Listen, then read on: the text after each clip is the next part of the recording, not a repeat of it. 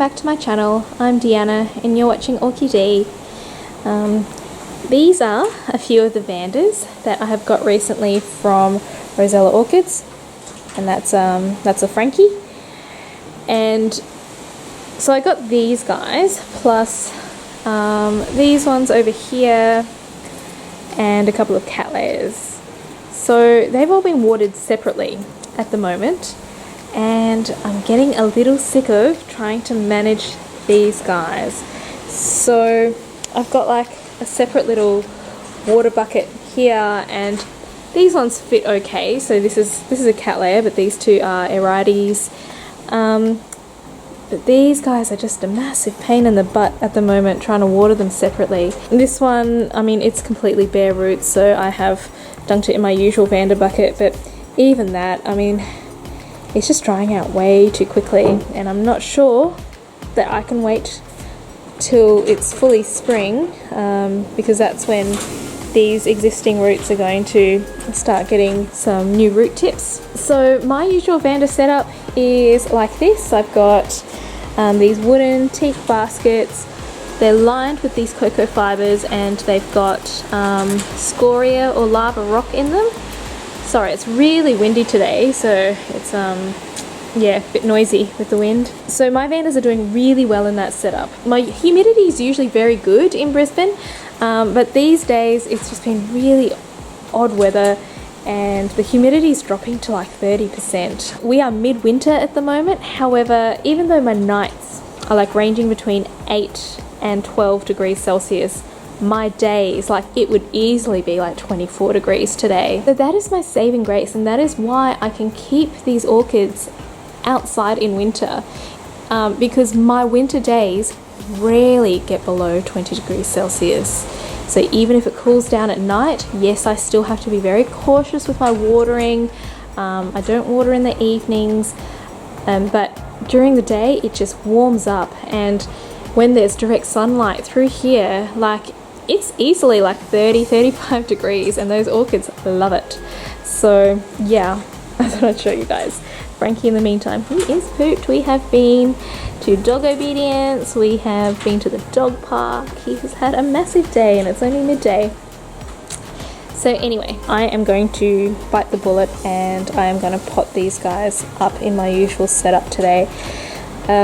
I'm going to leave these ones because they're very easy to dunk into like a separate bucket, but these ones are just proving a nuisance and they're drying out too quickly, and I think I'm going to take the risk and I'm going to change it to my usual setup. So if you remember, this one is one that I've already got. This is, oh, I can't remember the name off the top of my head, but it's like Gulwadi fragrance crossed with Dr. Arnek or something.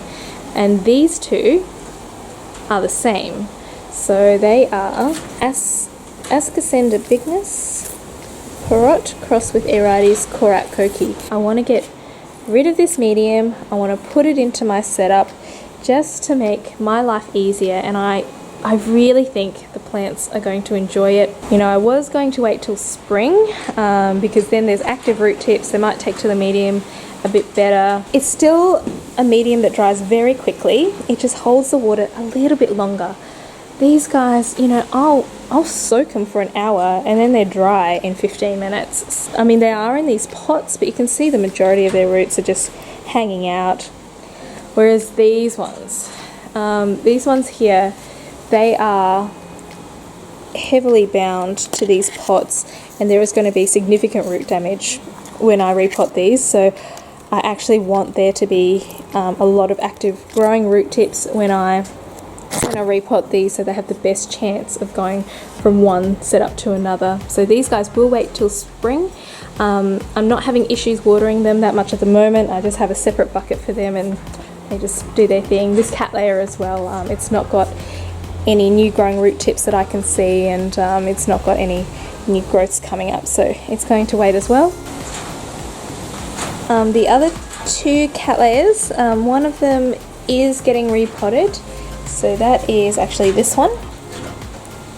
It is RTH Rosella Tokyo Hot Lips, and you can see it's got a new little growth starting up there and some new root nubbins, so that's been unpotted and it's getting ready to go into a new pot. So this is the other Cattleya, and it is Cattleya Dale's Good One Janelle, and you can see that it's in its old media. Look, I've never been a big fan of it. It's pure perlite basically, but it doesn't degrade, and you know, it does have a few spider cobwebs and stuff through it, but it's actually quite healthy and doing all right. But the main reason I'm not repotting it just now is, can you see that in there? So there, and see another one here. You guys see that? And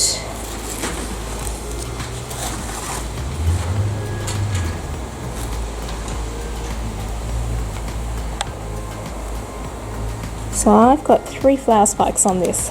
So I'm very happy to wait until this one has bloomed and it starts its new growths and has some new root tips. I just noticed while I was filming there, this Vanda, and it's opening up its bloom. Look at that. Oh, it's so pretty. Oh, wow. I didn't even notice. This is Vanda Macara Chow Praia Sunset. I got it probably about a month ago now in spike. So lovely to see that one, and once these blooms are finished I will put this one into my usual setup as well. Alright everyone, well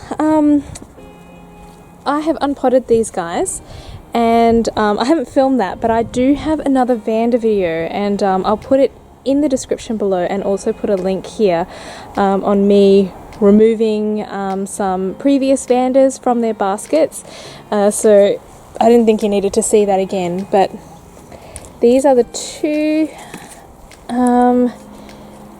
Erides cross ascenders.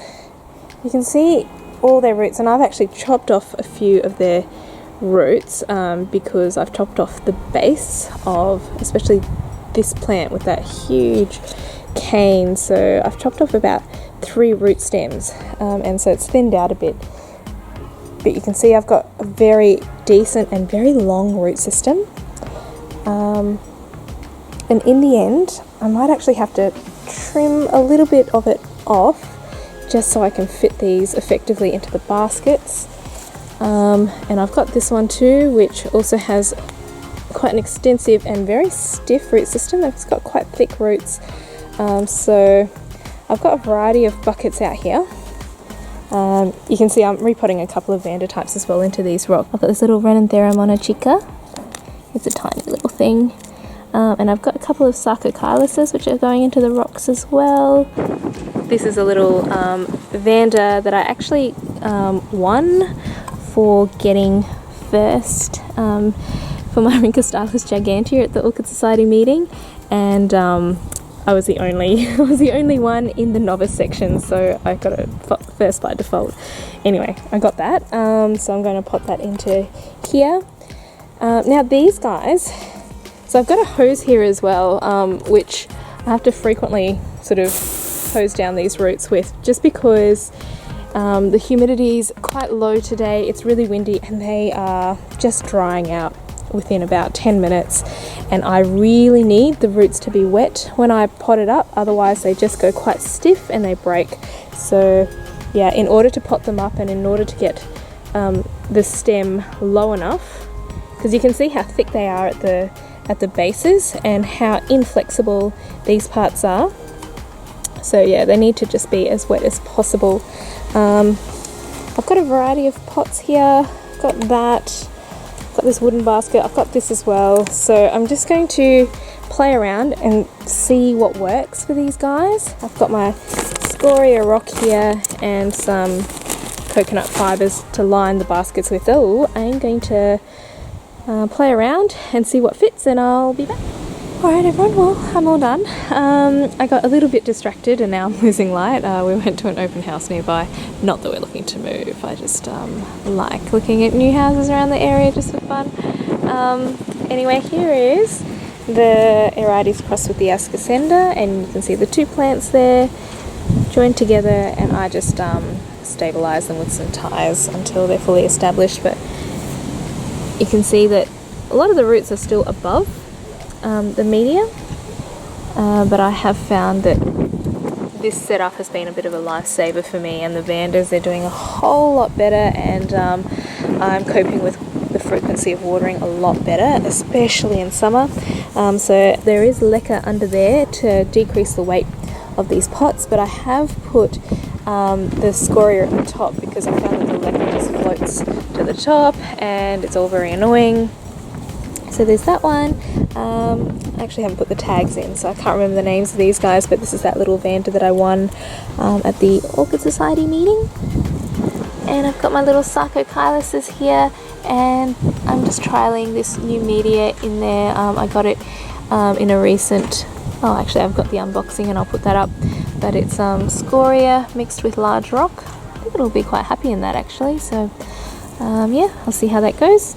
And this is the Vanda that I've also got another one of, but I think it's called Vanda Urewan Bell, and also known as Dr. Arnek crossed with Gulwadi fragrance. Yeah, so it looks pretty good there. And here is the little Renanthera. So I think hopefully these guys should be fairly happy.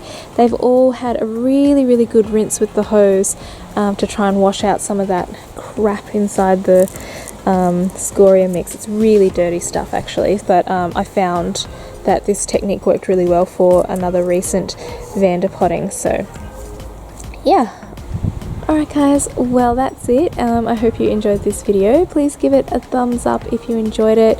Hope you got a few tips and tricks from it as well. And if you haven't subscribed to my channel already, please subscribe if you want to see more orchid videos. I hope you guys have a great week and happy growing until I see you next time.